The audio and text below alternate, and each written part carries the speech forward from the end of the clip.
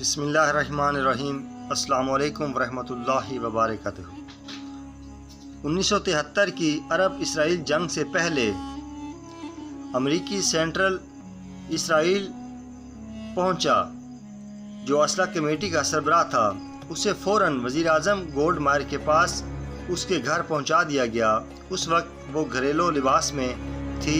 وہ سینٹرل کو کچن میں لے گئی، چھوٹی کرسی پر بٹھایا اور چائے بنانے کے لیے پانی چولہے پر چڑھا دیا۔ اس کے ساتھ ہی اس نے طیاروں، میزائلوں، ٹینکوں، توپوں کا سودا شروع کر دیا۔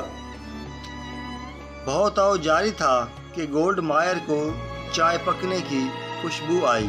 اٹھی، 2 پیالیوں میں چائے ڈالی، ایک پیالی سینٹرل اور دوسری گیٹ پر کھڑے اس کے گارڈ کو تھما دی۔ گفتگو جاری رہی۔ اسی دوران خالی پیالیوں کو دھو کر سٹول پر بیٹھتے ہی کہا، مجھے سودا منظور ہے۔ اس وقت اسرائیل کے معاشی حالات خراب تھے، مگر اس نے کتنی سادگی میں کتنا بڑا سودا کر ڈالا۔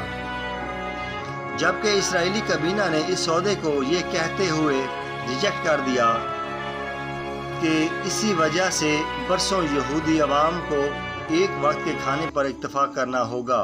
گولڈ مائر نے کابینہ کے خدشات کو سن کر کہا، آپ کا موقف درست ہے، مگر ہم نے عربوں سے یہ جنگ جیت لی تو تاریخ ہمیں فاتح قرار دے گی، اور تاریخ جب کسی کو فاتح قرار دیتی ہے تو وہ بھول جاتی ہے کہ جنگ کے دوران اس کی قوم نے کتنے انڈے کھائے، ان کے ناشتے میں مکھن تھا یا نہیں، اور ان کے جوتوں پر کتنے سوراخ تھے۔ فاتح صرف فاتح ہوتا ہے۔ گولڈ مائر کی یہ گفتگو کابینہ کو پسند آئی اور اس نے ڈیل کی منظوری دے دی۔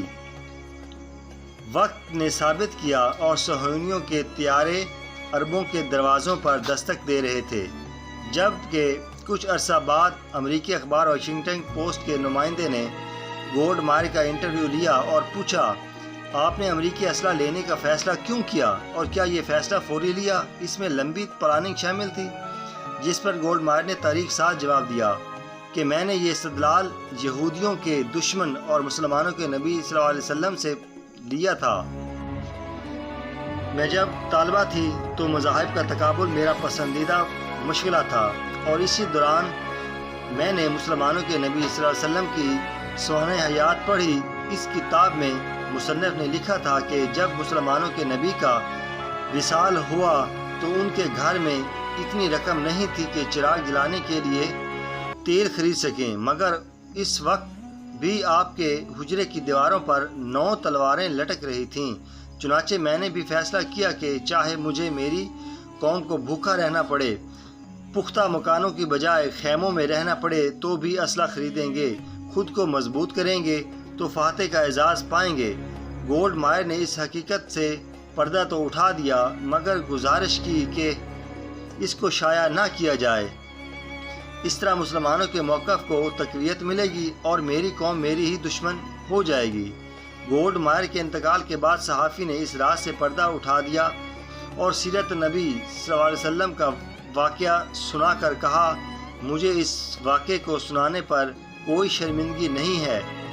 میں نے جب مسلمانوں کی تاریخ پڑھی تو ان کی حکمت عملی پڑھ کر حیران رہ گیا۔ جب طارق بن زیاد نے اسپین میں اپنی کشتیاں جلائیں تو اس وقت اس کی فوج کے پاس مکمل جنگی ساز و سامان تک نہ تھا، اور کئی دنوں تک سوکھی روٹی کے چند ٹکڑوں پر گزارا کرتے۔ جب برصغیر میں مسلمان بادشاہ اپنی محبت میں تاج محل تعمیر کروا رہا تھا، اس وقت یورپ میں تجربہ گاہیں قائم ہو رہی تھیں۔ جب ہمارے بادشاہ عیاشیوں میں پڑے ہوئے تھے، ادھر یورپ میں علوم و فنون کے نئے بم پھٹ رہے تھے، تو ادھر تانسین جیسے نئے راگ ایجاد ہو رہے تھے۔ تو دوستو، اگر آپ کو ہماری ویڈیو اچھی لگے تو پلیز ہمارا چینل سبسکرائب ضرور کیجیے گا، اور کومنٹس اور لائک ضرور کیجیے گا۔ جزاک اللہ۔